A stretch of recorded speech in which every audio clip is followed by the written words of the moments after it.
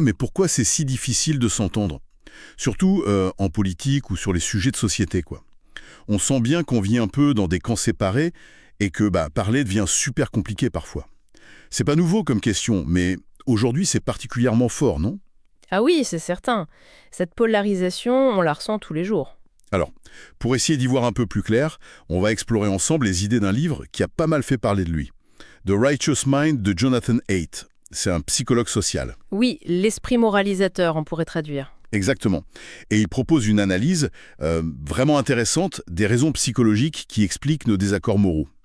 Donc l'idée, c'est de décortiquer un peu ces arguments pour piger pourquoi des gens à la base bien intentionnés peuvent avoir des visions du monde aussi opposées. Le point de départ de Haidt, c'est justement ça, ce qu'il appelle the righteous mind, l'esprit moralisateur. Il dit pas seulement qu'on est moraux, mais qu'on est aussi presque programmé pour juger, pour critiquer et surtout pour se sentir juste. Se sentir dans son bon droit, quoi. Voilà. Parfois un peu trop même. Self-righteous, comme il dit.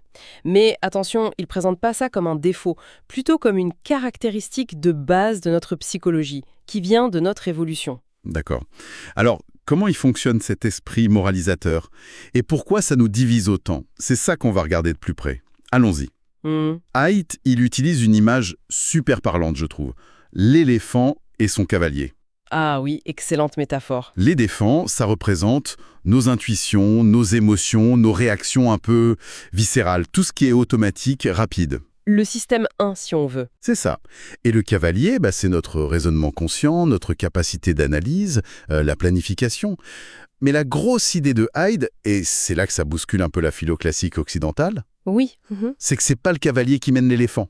Souvent, c'est plutôt l'inverse. Exactement. L'éléphant, donc l'intuition, il part dans une direction, et le cavalier, la raison, il court derrière pour trouver des arguments, des justifications. Il fait le service après-vente, en quelque sorte. C'est un peu ça, oui. Et ça rompt avec la tradition rationaliste en psychomorale, type Piaget ou Kohlberg, qui misait tout sur le raisonnement logique, surtout chez les enfants face à des dilemmes de justice, de préjudice. Alors que Haidt, lui, il a été voir ailleurs. Oui, il s'est beaucoup nourri de la psychologie culturelle, de l'anthropologie, des travaux qui montraient déjà, en fait, une diversité morale énorme à travers le monde.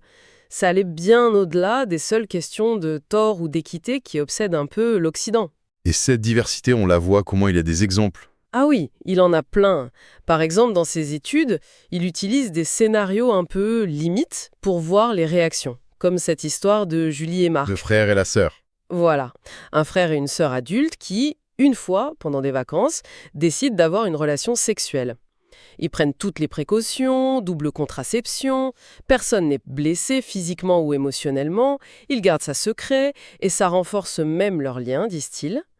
Alors, moralement, ça passe ou pas? Oula. Instinctivement, beaucoup de gens, surtout ici en Occident, vont dire « Ah non, c'est dégoûtant, c'est mal ». Exactement. Réaction immédiate.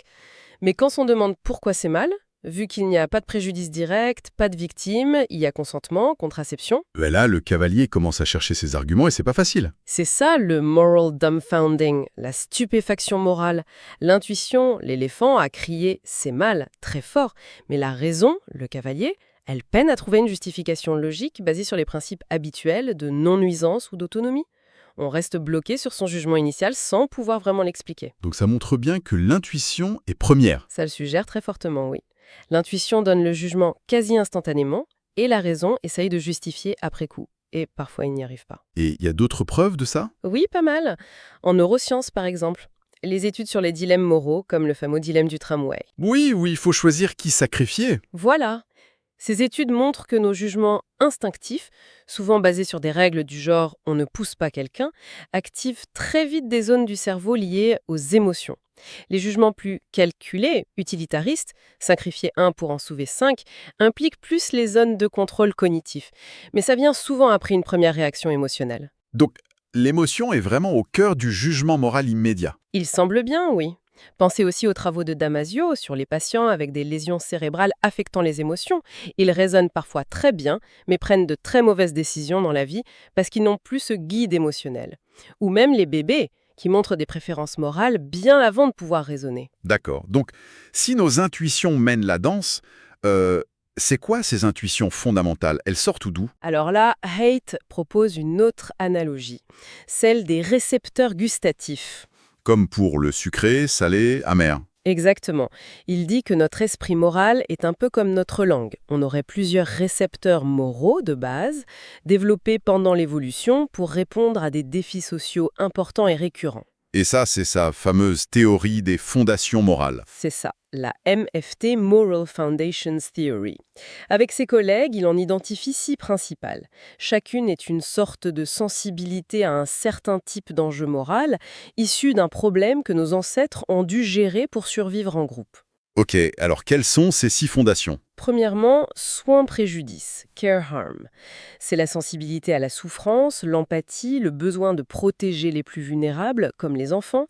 Ça vient de notre côté mammifère, de l'attachement. Logique. La deuxième? Équité-cricherie, fairness cheating.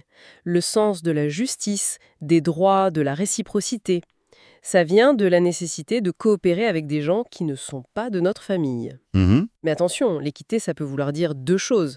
L'égalité stricte, tout le monde pareil, ou la proportionnalité, chacun reçoit en fonction de ce qu'il apporte. C'est une nuance importante. Ah oui, on y reviendra peut-être. La troisième? Loyauté, trahison. Loyauté, betrayal. L'esprit de groupe, le patriotisme, être prêt à se sacrifier pour son équipe, sa nation. Ça viendrait de la compétition entre les groupes humains au cours de l'histoire. D'accord. Ensuite? Quatrièmement, autorité-subversion. Authority-subversion. Le respect de la tradition, de l'autorité légitime, de l'ordre social. Ça dérive des hiérarchies qu'on trouve dans beaucoup de groupes sociaux, y compris chez les primates. On parle bien d'autorité légitime, pas de tyrannie. C'est une distinction clé. Cinquième. Sacrée dégradation. Le sentiment de pureté, de sainteté. Et à l'inverse, le dégoût face à ce qui est perçu comme souillé, contaminé. Ça pourrait être lié à l'origine à l'évitement des maladies, des pathogènes, pensez aux règles alimentaires religieuses par exemple. Et la dernière? La 6e, c'est liberté-oppression. C'est la haine de la domination, de la coercition, le désir d'autonomie. Ça viendrait de la résistance des groupes contre les individus qui essaieraient de tout contrôler, les tyrans potentiels. D'accord. Soin, équité, loyauté, autorité, sacré et liberté. 6 saveurs morales. Et là où ça devient crucial pour nos divisions politiques, C'est que tout le monde n'utilise pas ces saveurs de la même manière. C'est ça qui est fascinant.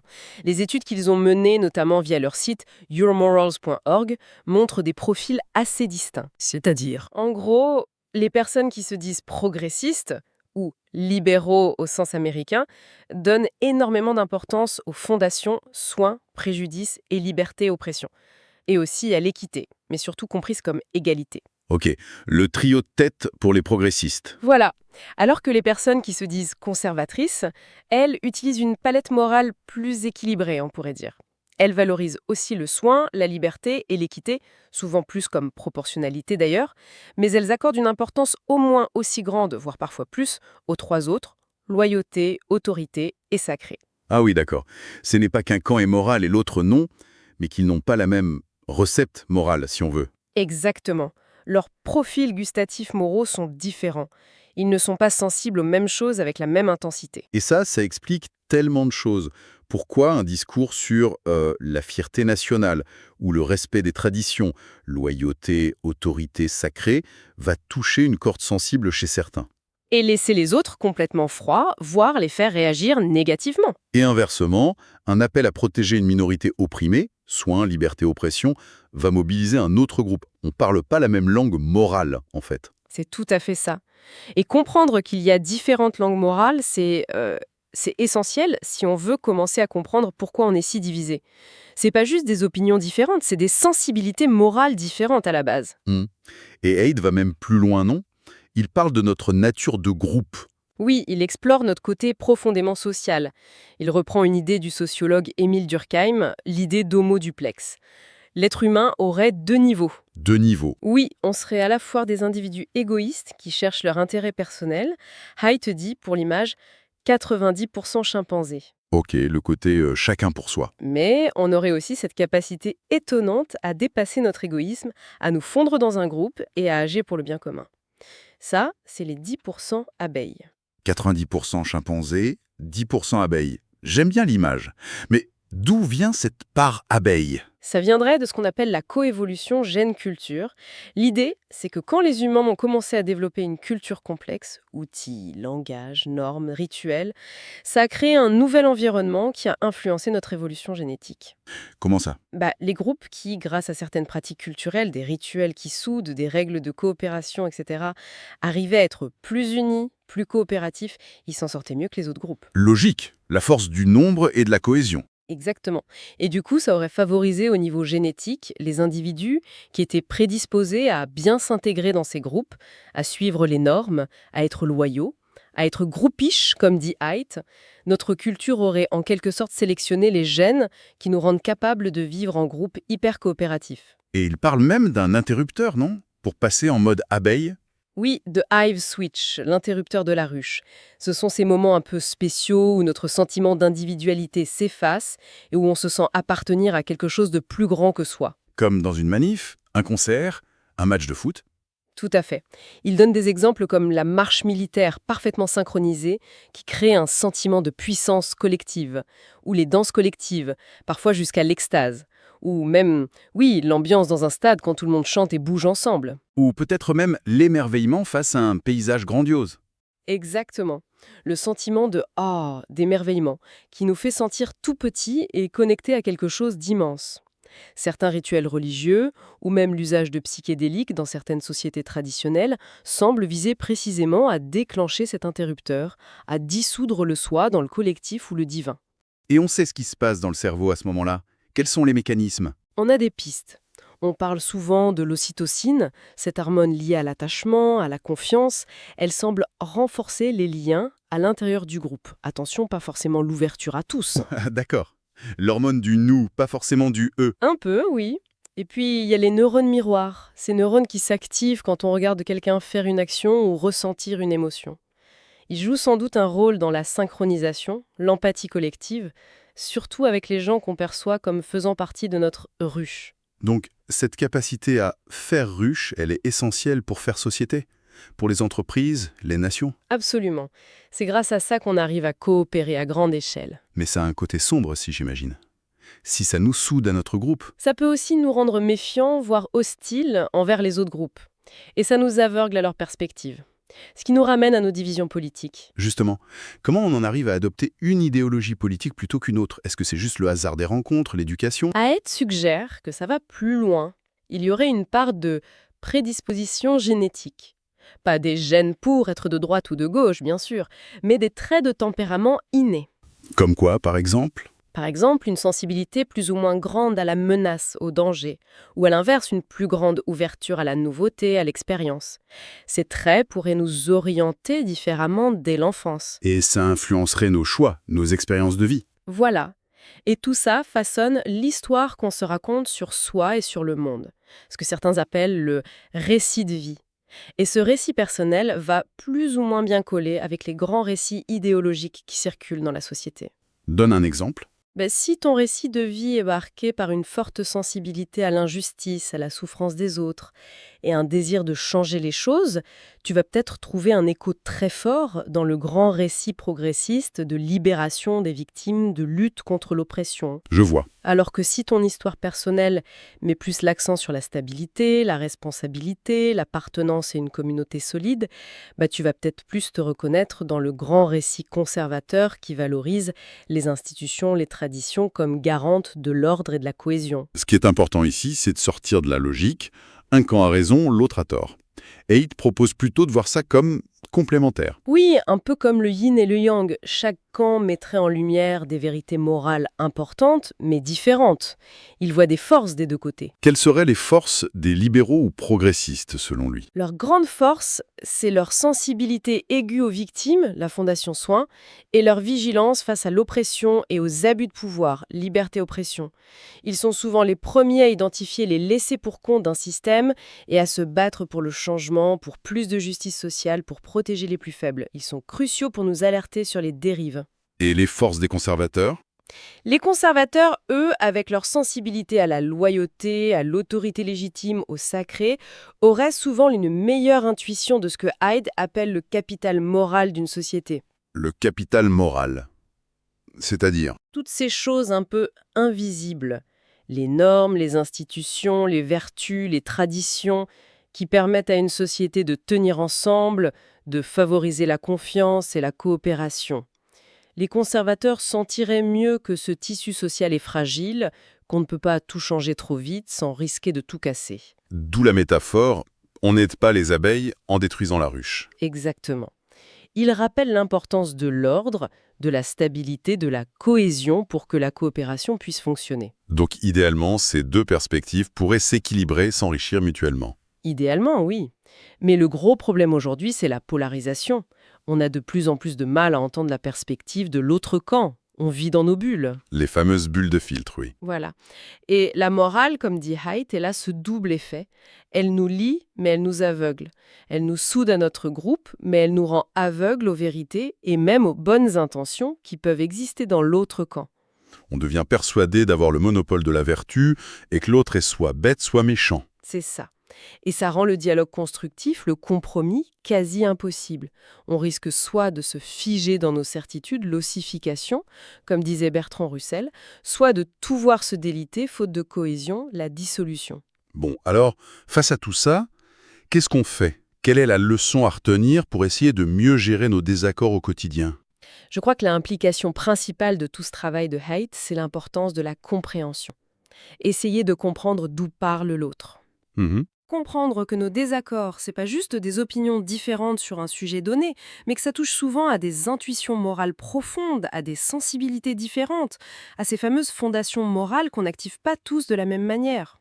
Comprendre que l'autre n'est pas forcément idiot ou mal intentionné, mais qu'il fonctionne peut-être avec une autre matrice morale. Exactement. Qu'il donne plus de poids à la loyauté ou à l'autorité, là où nous, on mettrait tout sur le soin ou la liberté, par exemple. Reconnaître ça, c'est déjà énorme. Donc pour résumer ce voyage, on est parti de l'idée que notre raison, le cavalier, est souvent au service de nos intuitions, l'éléphant. Que notre morale repose sur au moins 6 fondations: soin, équité, loyauté, autorité, sacré, liberté. Qu'on a cette double nature, individuelle, chimpanzé, et collective, abeille. Et que tout ça, ça éclaire sacrément nos divisions politiques et religieuses. C'est ça. Le but, c'était pas de dire qui a raison, mais de donner des clés pour comprendre les différentes logiques morales en présence, et de réaliser que chaque grande perspective morale, même celle qui nous semble la plus éloignée, a probablement saisi une part de vérité sur comment vivre ensemble en société. Il y a une forme de sagesse dans chaque matrice. Alors, peut-être une dernière idée pour la route, inspirée par Haidt. La prochaine fois qu'on est face à quelqu'un qui nous semble venir d'une autre planète morale, avant de juger, avant de contre-argumenter, essayez de faire une pause, se demander, ok, sur quelle fondation morale cette personne est-elle en train de s'appuyer principalement? C'est quoi sa logique, même si elle me choque? Est-ce qu'il y a un tout petit point, une valeur, même minime, qu'on pourrait partager? C'est un bon exercice. Difficile, mais potentiellement utile. Comme le dit Haidt en substance à la fin de son livre, puisqu'on est bien obligé de coexister sur cette planète, essayons au moins de comprendre pourquoi c'est si compliqué, mais aussi si vital, d'arriver à s'entendre un minimum. Ça laisse matière à réflexion, non? Ah oui, assurément.